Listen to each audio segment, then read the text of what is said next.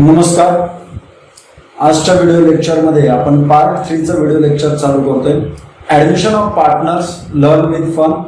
Okay, तर इथे तुम्हाला एकदम व्यवस्थित असं एज्युकेशन मिळेल. तुम्ही पुढचे व्हिडिओ म्हणजे याच्या अगोदरचे जे व्हिडिओज आहेत ऍडमिशन ऑफ पार्टनर्सचे, रिकन्स्टिट्यूशन ऑफ पार्टनर्सचे, ते संपूर्ण व्हिडिओज आम्ही पोस्ट केलेले आहेत. तुम्ही ते अगोदर व्हिडिओ पाहून घ्या, नंतर हे व्हिडिओ लेक्चर तुम्हाला समजून येईल. जर या व्हिडिओ लेक्चरमध्ये काही त्रुटी असतील तर तुम्ही अवश्य आमच्यापर्यंत कमेंट्समधून किंवा फेसबुक मार्फत तुम्ही आमच्यापर्यंत पोहोचवा. फेसबुकवरती आपलं पेज आहे लातूर पॅटर्न कॉमर्स क्लासेस, याच्यावरती तुम्ही कमेंट करू शकता. याच व्हिडिओला तुम्हाला वेगवेगळ्या मार्फत शेअर करून मिळेल. युट्यूब चॅनलवरती तुम्हाला हा व्हिडिओ मिळून जाईल. म्हणजे युट्यूब चॅनलवरतीच हा व्हिडिओ तुम्हाला जास्त करून सर्वच लेक्चरचे व्हिडिओ तिथं मिळतील. जर हा लेक्चर समजून घ्यायचा असेल तुम्हाला तर याच्या अगोदरचे 3 व्हिडिओ लेक्चर्स तुम्हाला पाहावे लागतील, त्यावेळेसच हा व्हिडिओ लेक्चर तुम्हाला समजून येईल. मग जाऊयात आजच्या टॉपिककडे डायरेक्टली, की आज जो टॉपिक पाहायचा आहे म्हणजे आपण जे काही याच्या अगोदरच्या व्हिडिओ लेक्चर्स मध्ये टॉपिक पाहिलेले आहेत ते टॉपिक आणि आजचा चालू करायचा आपला टॉपिक हे समजून घेऊयात आपण. ओके, तर सर्वात पहिल्यांदा आपल्याला हा लक्षात ठेवला पाहिजे की पार्ट 3 व्हिडिओ लेक्चर आहे. हा पार्ट 3 व्हिडिओ लेक्चर मध्ये आपल्याला revaluation of assets and liabilities हा टॉपिक चालू करायचा आहे. कोणता चालू करायचा आहे? Revaluation of assets and liabilities. Revaluation of assets and liabilities means what? The value of assets shown in balance sheet may be different than market value. Balance sheet मध्ये जी value दाखवलेली आहे ती व्हॅल्यू आणि मार्केट व्हॅल्यू त्या ऍसेटची किंवा लायबिलिटीची different असू शकते. म्हणजे एखादी ऍसेट असेल किंवा एखादी लायबिलिटी असेल, तुमची जी कॉस्ट आहे किंवा जी बुक व्हॅल्यू आहे त्याच्यापेक्षा मार्केट व्हॅल्यू डिफरंट असू शकते. आणि ज्यावेळेस नवीन पार्टनर ऍडमिट होत असतो त्यावेळेस तुम्हाला त्याची व्हॅल्यू चेक करून लिहावी लागते. तर तेच समजून घ्यायचं आपल्याला. So the increase or decrease in the value of assets and liabilities at the time of admission of new partner belongs to old partner. म्हणजे या व्हॅल्यू मध्ये ऍसेट मध्ये किंवा लायबिलिटी मध्ये जे काही इन्क्रीज होईल किंवा डिक्रीज होईल ती संपूर्ण व्हॅल्यू आपल्याला याच्यामध्ये रेकॉर्ड करावी लागणार. म्हणजे याच्यात जर काही आपल्याकडून राहिलं असेल, याची व्हॅल्यू असेल याची राहिलेली किंवा जी व्हॅल्यू वाढलेली अनरेकॉर्डेड ऍसेट असेल, रेकॉर्डेड ऍसेट आहे परंतु त्याची व्हॅल्यू कमी लिहिली किंवा जास्त लिहिली, मग हे जे काही व्हॅल्यू इन्क्रीज किंवा डिक्रीज होणारे ऍसेटची आणि लायबिलिटीची, याच्यातून जो काही प्रॉफिट किंवा लॉस होणार आहे हा पूर्णपणे ओल्ड पार्टनरशीच राहणार आहे. कोणाचा राहणार आहे? ओल्ड पार्टनरचाच असणार आहे. Same way there is unrecorded assets and liabilities. याच प्रकारे तिथं अनरेकॉर्डेड ऍसेट्स आणि लायबिलिटीज पण असू शकतात. At the time of admission, ज्यावेळेस ऍडमिशन होत असतं, it should be shown in the books. त्या आपण बुक्स मध्ये दाखवल्या पाहिजेत. It should be shown in the books before admitting new partner. ज्यावेळेस नवीन पार्टनर येणार असतो त्याच्या अगोदरच आपल्याकडे ज्या बुक्स मध्ये ऍसेट्स किंवा लायबिलिटीज आहेत त्याची रिव्हॅल्यू करून आपल्याला पुन्हा त्याला बुक्स मध्ये दाखवावं लागेल. Sorry. Such adjustment of value of assets and liability is called revaluation of assets and liabilities. ह्या ज्या काही ऍडजस्टमेंट आपण करणार आहोत की व्हॅल्यू ऑफ ऍसेट्स अँड लायबिलिटीच्या, त्याला पुन्हा व्हॅल्यू करायचं मार्केट व्हॅल्यू नुसार आपल्याला त्याला करायचं असतं. Called revaluation of assets and liabilities. याला काय म्हणतो? Revaluation of assets and liabilities. Such changes are recorded in the revaluation account, that is profit and loss adjustment account. Means revaluation account मध्ये आपण ह्या सगळ्या चेंजेसला रेकॉर्ड करत असतो. त्यालाच आपण काय म्हणत असतो? Profit and loss adjustment account असं त्याला म्हणत असतो. ओके, एरोचं ऑप्शन चेंज करतो, विजिबल करतो. ओके, आणि रिव्हॅल्युएशन अकाउंटलाच दुसरं नाव काय दिलेलं आहे? Profit and loss adjustment account. म्हणून पुढे रिव्हॅल्युएशन अकाउंट आलं किंवा profit and loss adjustment account आलं तर तिथे कन्फ्युज व्हायचं नाही. दोन्ही अकाउंट एकच आहेत, फक्त नावं 2 प्रकारचे दिलेले आहेत. After this revaluation of assets and liabilities, profit and loss on revaluation account, ह्या ऍडजस्टमेंट झाल्यानंतर संपूर्ण ऍसेट्स संपूर्ण लायबिलिटीच्या ऍडजस्टमेंट रिव्हॅल्यू केल्यानंतर त्या अकाउंट मध्ये जो काही प्रॉफिट राहील, जो काही लॉस राहील तो आपल्याला ट्रान्सफर करायचा आहे. कुठे ट्रान्सफर करायचा आहे? पार्टनर्स मध्ये ट्रान्सफर करायचा. हे आपण रिव्हॅल्युएशनचं अकाउंट पाहणार आहोत, जसं तुम्हाला बुक्स मध्ये दिलेले 12च्या बोर्ड बुक्स मध्ये त्याच प्रकारे अकाउंट आपण इथं पण पाहणार आहोत. ओके, मग येऊयात डायरेक्टली पार्टकडे. आपण काय पाहिलं याच्यामध्ये increase in value of assets, decrease in value of liability. म्हणजे ऍसेटची किंमत वाढू शकते, कमी होऊ शकते, लायबिलिटीची किंमत वाढू शकते, कमी होऊ शकते, किंवा एखाद्या रेकॉर्डच केलेल्या नसतील तर त्याला पुन्हा रेकॉर्ड करायचं, हेच संपूर्ण पाहिजे. पुन्हा रिवाइज करा काय पाहिजे याच्यामध्ये आपल्याला. ऍसेटची प्राइस इन्क्रीज होऊ शकते किंवा डिक्रीज होऊ शकते, लायबिलिटीची प्राइस इन्क्रीज होऊ शकते किंवा डिक्रीज होऊ शकते, किंवा ऍसेट आणि लायबिलिटी अनरेकॉर्डेड आहेत त्याला आता रेकॉर्ड करायचंय, याच्या जर्नल एंट्रीज आपल्याला पाहिजे. मग सगळ्यात पहिल्यांदा ही केस पाहूयात. म्हणजे ऍसेटची प्राइस इन्क्रीज झाली किंवा लायबिलिटीची प्राइस डिक्रीज झाली किंवा अनरेकॉर्डेड ऍसेट होती, ह्या तीनची एक जर्नल एंट्री पाहिजे आपल्याला. घेऊया डायरेक्ट फर्स्ट पार्ट कडे. याच्यामध्ये इन्क्रीज और अनरेकॉर्डेड ऍसेट्स, इन्क्रीज इन ऍसेट्स और अनरेकॉर्डेड ऍसेट्स, डिक्रीज इन लायबिलिटी. इथं काय घ्यायचं आपल्याला, डिक्रीज इन लायबिलिटी. मग याच्यासाठी जर्नल एंट्री काय येणार, तर याच्या अगोदर तुम्हाला ऍसेट्स आणि लायबिलिटीचे बॅलन्सेस माहिती असले पाहिजेत. ऍसेटला बॅलन्स असतो डेबिट, लायबिलिटीला बॅलन्स असतो क्रेडिट. पहा, ऍसेट आणि एक्सपेंडिचरला बॅलन्स असतो डेबिट. हे मी फायनल अकाउंटच्या लेक्चर मध्ये पण सांगितलेलं आहे. ऍसेट आणि लायबिलिटीजला बॅलन्स कोणता, डेबिट. सॉरी, ऍसेट आणि एक्सपेंडिचरला बॅलन्स डेबिट, लायबिलिटी आणि इन्कमला बॅलन्स कोणता येणार, क्रेडिट. मग आता याचा इथे काय संबंध, तर जर्नल एंट्री करताना पहा, डेबिट बॅलन्स ऍसेटला होता, त्याला आणखीन वाढवायचं आहे आपल्याला. तर या ऍसेटचा आणखीन बॅलन्स वाढवताना आपल्याला ऍसेटला पुन्हा काय करावं लागेल, डेबिट केलं तर ते ऍड होईल ना, आणखीन वाढेल. ओके, आता लायबिलिटीला बॅलन्स कोणता होता, क्रेडिट. ह्याला काय केल्यानंतर कमी होईल, म्हणजे डेबिट केल्यानंतर कमी होईल. म्हणून तर हे डेबिट आणि क्रेडिट बॅलन्सेस आपल्याला अगोदर समजणं महत्वाचं आहे. म्हणून हे सांगितलं, थोडक्यात लक्षात ठेवा. ऍसेटला डेबिट बॅलन्स असतात, लायबिलिटीला क्रेडिट. आता लायबिलिटी कमी करायची असेल तर याला कमी करताना डेबिट, वाढवताना क्रेडिट. ऍसेट वाढवायची असेल तर डेबिट बॅलन्सनी वाढणार आणि क्रेडिट बॅलन्सनी कमी होणार. ओके, येऊयात आपण या केसकडे सध्या. म्हणजे याला पण डेबिट करायचंय तर जर्नल एंट्री काय येणार, तर respective assets account. Asset increase करायची आपल्याला, बा समोर दिसेल respective assets account debit, respective liabilities account debit. हा जो काय खाली गेलेला आहे म्हणून याला डेबिट केला आपण, क्रेडिट मधून मायनस केल्यानंतर डेबिट होतं. Respective assets account debit, respective liability account debit to revaluation account. काय जर्नल एंट्री केली, रिस्पेक्टिव्ह ऍसेट्स. मग याच्यामध्ये अनरेकॉर्डेड पण आली आणि इन्क्रीज पण आली, दोन्ही याच्यामध्ये आल्या. Okay, to respective liabilities to respective assets account debit, respective liabilities account debit to revaluation account being increase in assets or decrease in liability or unrecorded assets recorded. Okay, म्हणजे याला लिहून घ्यायचं लगेच नोटबुक मध्ये. फॉर्मॅट ड्रॉ करायचा. आपलं journal एंट्रीचा format माहितीच आहे, date, particulars, LF, debit amount rupees, credit amount rupees. त्या फॉर्मॅट मध्ये तुम्हाला नंतर याचे जर्नल एंट्री बी पास करावे लागतील आणि लेजर पण पास करावं लागेल. याला मी तुम्हाला व्यवस्थित प्रॉब्लेम सॉल्व्ह करून दाखवणार आहे, काही प्रॉब्लेम तुम्हाला त्याच्यामध्ये राहणार नाही. मग जाऊयात पुढचं याच्यामध्ये. आता इथं काय पाहिलं आपण, इन्क्रीज ऑर अनरेकॉर्डेड ऍसेट्स. पुढे काय पाहिजे, इन्क्रीज ऑर अनरेकॉर्डेड लायबिलिटीज. आणि इथं डिक्रीज इन लायबिलिटी, इथं काय येणार, डिक्रीज इन ऍसेट्स. पाहते इथं increase or unrecorded liability and decrease in assets. मग काय होणार, बरोबर याच्या अपोजिट जर्नल एंट्री येणार. इथं जी जर्नल एंट्री पाहिली ना आपण, याच्या अपोजिट जर्नल एंट्री येणार. म्हणजे अपोजिट म्हणजे कशी, रिव्हर्स. जे क्रेडिटला होतं ते जाणार डेबिटला आणि जे डेबिटला होतं ते जाणार क्रेडिटला. मग विचार करून पहा, क्रेडिटचा आयटम रिव्हॅल्युएशन जाणार डेबिटला, रिव्हॅल्युएशन अकाउंट डेबिट, आणि डेबिटचा आयटम क्रेडिटला. To respective assets account to respective liabilities account. Okay, ह्या 6 जर्नल एंट्रीज आपण 2 जर्नल एंट्रीज मध्ये कन्वर्ट केलेल्या आहेत. इथं टोटल 6 जर्नल एंट्रीज होऊ शकल्या असतात.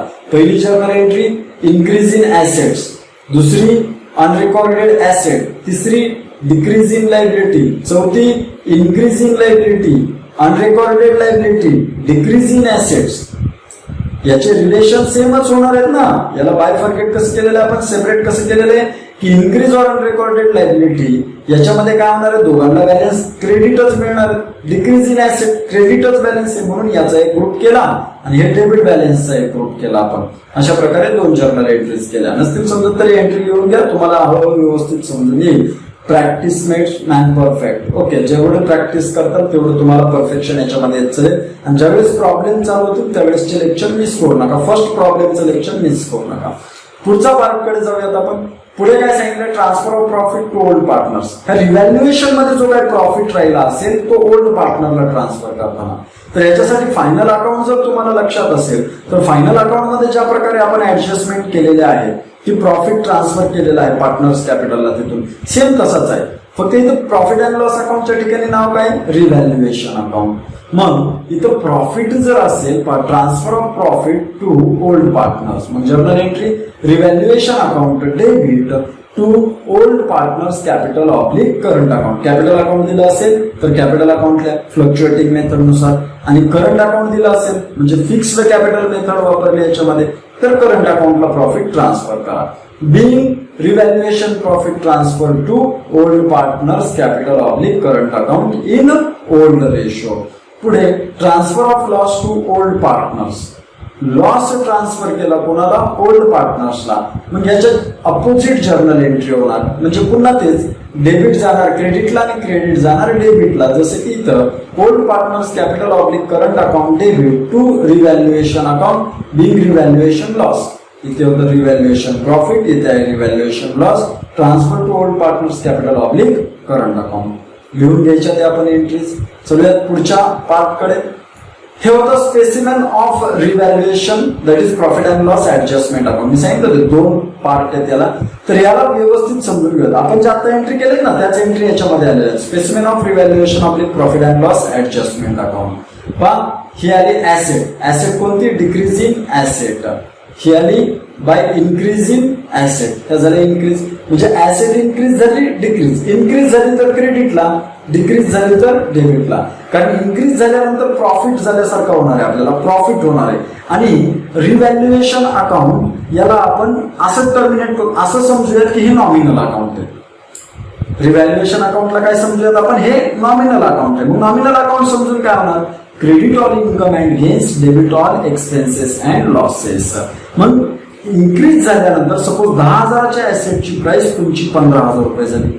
सपोज तुमच्या हातामध्ये जो मोबाईल आहे तुम्ही घेतला होता 15,000 रुपयाला, नाही तर 20,000 रुपयाला, मे बी त्याच्यापेक्षा जास्त असू शकतो, परंतु एक प्राइस फिक्स करूयात. तुम्ही 20,000 रुपयाला मोबाईल घेतला होता आणि त्याला आता मार्केटमध्ये सेल करायला जाताना 25,000 रुपयाला सेल करताय. प्रॉफिट होणार आहे का लॉस होणार आहे तुम्हाला याच्यामध्ये, तर ऑब्व्हियसली प्रॉफिट होणार आहे. म्हणजे इन्क्रीज झाल्यानंतर याच्यामधून तुम्हाला काय होणार, profit. Credit all income and gains. हा जो 5,000चा गेन आहे हा पुढे रेकॉर्ड करायचा क्रेडिटला. आता 20,000चा मोबाईल काय झाली, प्राइस कमी झाली याची, म्हणजे 15,000 वर आली लगेच, तर तुमची ती काय झाली, डिक्रीजिंग ऍसेट्स. हा काय झाला तुमचा 5,000चा इथं लॉस झाला. मग जर लॉस असेल तर डेबिटला, ओके, आणि जर प्रॉफिट असेल तर क्रेडिटला. पुढे लायबिलिटीचं दिलेलं आहे तसंच. आता लायबिलिटी डिक्रीज झाली तर गेन होतो, लायबिलिटी इन्क्रीज झाली तर लॉस होतो. जसं की सपोज तुम्ही मला 10,000 रुपये देणार असं तुम्हाला वाटत होतं. मी तुमच्याकडे आलो आणि म्हटलं तुमच्याकडून मला 8,000 रुपये येणे आहे. तुमच्या मनात कितीचा आकडा होता, 10,000. मी तुम्हाला किती मागतोय, 8,000. 2,000 रुपये तुम्ही म्हटलं असतात सर विसरले का, लायबिलिटी कमी केली. तर याच्यामध्ये ती काही का असेल, पण 2,000 रुपये तुमची लायबिलिटी कमी झाल्यानंतर 2,000चा तुम्हाला फायदा होतोय. फायदा म्हणल्यावर रिव्हॅल्युएशन अकाउंटला काय ट्रीट करायचं आपल्याला, नॉमिनल अकाउंट. म्हणजेच क्रेडिटला जाणार. ओके, इथं क्रेडिटला बाय लायबिलिटीज, डिक्रीज इन लायबिलिटीचा. आता जसं की तुम्ही ठरवली होती 10,000 रुपये, पण मी म्हटलं 12,000 रुपये. ऍसेट वाढली, 2,000चा लॉस होणार. बघ वाढली, लायबिलिटी वाढली म्हणजे तुम्ही लायबिलिटीला इथं क्रेडिट बॅलन्स देणार, तो क्रेडिट साईड इथं जाणार. ओके, म्हणजे ही जी शेवटची दुसरी जर्नल एंट्री होती त्या 2 जर्नल एंट्री मधला पार्ट आणि पहिल्या जर्नल एंट्री मधला पार्ट. त्याच्यानंतर तिसरी आणि चौथी, ही तिसरी. ओके, इथं जे तिसरीचं पी आलेला आहे हा प्रॉफिट. ओके, हा काय डिस्ट्रीब्यूट करणार आहे आपण, profit. Old partners capital oblique current account, profit on revaluation transfer. Final account मध्ये पण प्रॉफिट अँड लॉस अकाउंट मध्ये इथंच लिहितो ना, त्याच प्रकारे इकडे जर आलात तुम्ही तर इथं लॉस आपल्याला रेकॉर्ड करावा लागेल. ओके, मग जाऊयात पुढच्या कन्सेप्टकडे. पुढे काय समजून घ्यायचं आपल्याला, अक्युमुलेटेड प्रॉफिट अँड लॉस हा कशा प्रकारे डिस्ट्रीब्यूट केला जाईल. अक्युमुलेट म्हणजे काय, संचयित करणं. अक्युमुलेट म्हणजे काय, संचयित करणं, गोळा करून ठेवलेला. पण मागे पार्टनर्सने इतक्या दिवस फर्म चालवत आणलेली आहे, याच्यामध्ये यांना प्रॉफिट झाला असेल आणि तो सगळाच प्रॉफिट पार्टनरने घेतला नसेल लगेचच वाटून. मग काय केलं असेल, काही प्रॉफिट त्यांनी बिझनेसमध्ये ठेवला असेल. कशासाठी ठेवला असेल, कारण बिझनेसमध्ये ज्या काही फ्युचर कॉन्टिंजन्सीज होणार. कॉन्टिंजन्सीज म्हणजे which is depend upon future event, happening or non happening of certain event, त्याला कॉन्टिंजन्सीज असं म्हणतो आपण. भविष्यामध्ये एखादी घटना घडली किंवा नाही घडली तर त्या गोष्टीवर डिपेंडंट जी काही ऍसेट असते, लायबिलिटी असते, प्रॉफिट असतो, मग त्याच्यासाठी लायबिलिटीसाठी आपण आधीच तरतूद करून ठेवली होती. म्हणून प्रॉफिट मधला काही भाग आपण काढून सेव्हिंग केल्यासारखं. ऍज लाईक लहान मुलं कसे तुम्ही लहानपणी असताना गल्ल्यामध्ये वगैरे पैसे टाकून ठेवायचात, नाहीतर कंपासच्या खाली, कागदाच्या खाली पैसे घालून ठेवायच्यात. आणि ज्यावेळेस तुम्हाला काही गरज पडेल, सपोज एक्झामला जाताना नवीन पेन घेण्यासाठी, पेन्सिल घेण्यासाठी, रबर, शार्पनर, अशा गोष्टींसाठी तुम्ही वापरत होतात. पैशाची अमाऊंट जास्तच झाली तर म्हणजे ती अमाऊंट जास्त कलेक्ट झाली तुमच्याकडे, तर तुम्ही स्वतःला ड्रेस घेण्यासाठी किंवा अदर पर्पजसाठी यूज करत होतात. त्याच प्रकारे बिझनेसमध्ये पण काय केलं जातं की पैसे असे सेव्ह केले जातात त्यांच्या अकाउंटमध्ये, सेपरेट बिझनेसमध्येच ठेवले जातात. प्रॉफिट मधला काही भाग ते ठेवत असतात. बर, आता हा प्रॉफिट मधला भाग कोण ठेवणार, ओल्ड पार्टनर का ऑल पार्टनर, जो नवीन आलेला आहे तो पण, तर ओल्ड पार्टनर. कारण इतक्या दिवस फॉर्म कोणी चालवली, ओल्ड पार्टनरनी. तो पार्टनर येतोय म्हणून त्याच्या आधी आपण सगळे रिव्हॅल्युएशन किंवा अक्युमुलेटेड प्रॉफिट लॉस आहे हा सगळा डिस्ट्रीब्यूट करून घेतोय. मग याच्यामध्ये जर्नल एंट्री कशा प्रकारे येणार, तर त्याच्या अगोदर आपल्याला अक्युमुलेटेड म्हणजे काय हे समजलं पाहिजे. अक्युमुलेटेड म्हणजे काय, संचयित, ओल्ड पार्टनर्सनी गोळा करून ठेवलेला प्रॉफिट, म्हणजेच रिझर्व्ह असतील, जनरल रिझर्व्ह असेल. जसा प्रॉफिट असतो तसा ओल्ड पार्टनरचा लॉस पण असतो. फक्त प्रॉफिटच असतो असा नाही. काही वर्ष त्यांना लॉस झाला असेल तर ते प्रॉफिट अँड लॉस अकाउंटला तसाच राहतो, ते आपण ऍसेट मध्ये देतो. त्याला आपण फिक्टिशियस ऍसेट म्हणतो. फिक्टिशियस ऍसेट मीन्स जो अपनी होते वे भी अपनी नाही होती, म्हणजे जी आपली तर असते परंतु ती आपल्याला काहीच फायद्याची नसते. ती फक्त एक बॅलन्स मध्ये दिसत असते की ती ऍसेट आहे, परंतु it does not any exchange value. Okay, it haven't any exchange value, म्हणजे फिक्टिशियस ऍसेटला कोणतीच एक्सचेंज व्हॅल्यू नसते, तो लॉस असतो. जसे की प्रिलिमिनरी एक्सपेन्सेस वगैरे एक्सेट्रा ट्रीट केले असतील ते, परंतु लॉस जे असतो त्याला कोणत्याही प्रकारची एक्सचेंज व्हॅल्यू नसते. Accumulated profit is the profit earned by the old partners before admitting the new partner. Naveen partner येण्याच्या अगोदर जो काही प्रॉफिट त्यांनी गोळा करून ठेवलेला होता ओल्ड पार्टनरने, त्याला आपण अक्युमुलेटेड प्रॉफिट असं म्हणत असतो. दुसरा part, that may be in the form of, त्याला कोणत्या फॉर्म मध्ये आपण पाहू शकतो, undistributed profit, reserve fund, general reserve, workmen compensation fund. इथं बाजूला दिसेल तुम्हाला, तर हे संपूर्ण पार्ट आपण लिहिलेलं आहे त्याच्यामध्ये, या नावाने तुम्हाला दिलेला असेल, किंवा प्रॉफिट अँड लॉस अकाउंट या पण नावाने दिसून येईल तुम्हाला. पहा, हे जे आयटम्स आहेत ना तुम्हाला इथं काय कर्सरने दिसतात, undistributed profit, reserve fund, general reserve, workmen compensation fund, हे बॅलन्स शीट लायबिलिटी मध्ये दिसतील, लायबिलिटी साईडला दिसतील. आणि पुढे जे मी प्रॉफिट अँड लॉस अकाउंट सांगितलं हे बॅलन्स शीट ऍसेट साईडला दिसेल. म्हणजे हे झाले अक्युमुलेटेड प्रॉफिट आणि profit and loss account asset साईडचं. मे बी लायबिलिटी साईडला पण असू शकतो, परंतु ऍसेट साईडचं जे काही प्रॉफिट अँड लॉस अकाउंट आहे हा लॉस असणार आहे. ओके, मग जाऊयात. जसं की जॉईंट पॉलिसी रिझर्व्ह फंड हे पण असू शकतं, म्हणजे सर्वच पार्टनरनी पॉलिसी काढली होती त्याच्यासाठी काही फंड क्रिएट करून ठेवला होता त्यांनी, तर हा फंड सुद्धा एक अक्युमुलेटेड प्रॉफिट म्हणूनच ट्रीट करावं लागेल आपल्याला. मग झालं त्याच्या एंट्रीज कडे. लायबिलिटी साईड रिझर्व्ह फंड, जे काही लायबिलिटी साईडला दिसणारे आयटम आहेत, आपण आता पाहिले ना ते लायबिलिटी साईडचे आयटम, तुम्ही लिहून घेतले असतील. लायबिलिटी साईड रिझर्व्ह फंड त्याला काय ट्रीट करतो आपण, प्रॉफिट. म्हणजे याची जर्नल एंट्री काय ना, any type of reserve oblique accumulated profit. का, नवीन पार्टनर येण्याच्या अगोदर आपल्याला याची व्हॅल्यू नील करायची असते, म्हणजे पूर्ण काढून टाकायची असते. बरं, ती काढून कुठे टाकणार आपण, जे ओल्ड पार्टनर्स आहेत त्यांच्या कॅपिटलला ट्रान्सफर करणार, तो वाटून देणार नवीन पार्टनर येताना.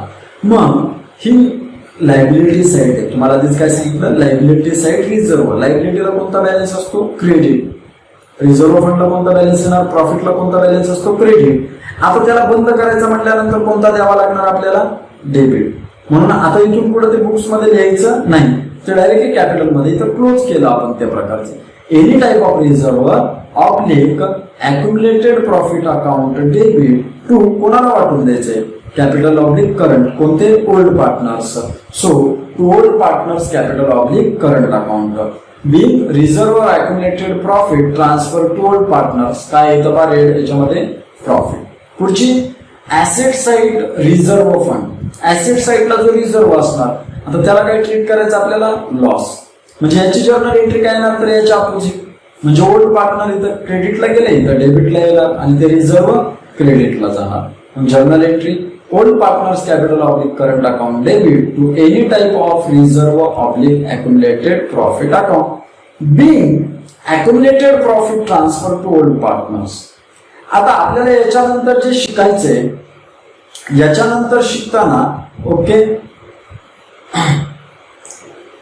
याच्यानंतर शिकताना आपल्याला काय करायचंय याच्यामध्ये, तर याच्यानंतर आपल्याला याच्यामध्ये ऍडजस्टमेंट ऑफ कॅपिटल पाहिजे होतं, परंतु adjustment of capital me directly तुम्हाला प्रॉब्लेम मध्ये शिकवणार आहे. मग ज्यावेळेस फर्स्ट प्रॉब्लेम मी टीचिंगला चालू करेल, आजपासूनच फर्स्ट प्रॉब्लेम टीचिंगला चालू होणार आहे. म्हणजे तुम्हाला त्याचं लेक्चर उद्या मिळून जाईल. आज लाईव्ह बॅच मध्ये तुम्हाला याच्यावरती प्रॉब्लेम सांगितला जाईल. जसं की आपण सुरुवातीपासून पाहत आलो, रिकन्स्टिट्यूशन. रिकन्स्टिट्यूशन किती गोष्टींमुळे केलं जातं. रिकन्स्टिट्यूशन मध्ये सगळ्यात पहिली मेथड घेतली आपण, म्हणजे दुसरी मेथड घेतली admission of partner. Admission of partner का केलं जातं, त्याचे काय फायदे असतात, काय तोटे असतात, ह्या संपूर्ण गोष्टी आपण पाहिल्या याच्यामध्ये. मग याच प्रकारे आपण पाहणार आहोत आता पुढच्या प्रॉब्लेम मध्ये. पहिले सगळे लेक्चर कंप्लीट करून ठेवा, येणाऱ्या प्रॉब्लेम मध्ये तुम्हाला ते फायदेशीर ठरतील. असेच आपल्याला याचे 10 प्रॉब्लेम पाहिजे आहेत. इथंच पूर्णपणे तुम्हाला समजून सांगितलं जाईल. ओके, तोपर्यंत धन्यवाद आणि काळजी घ्या तुमची. ओके.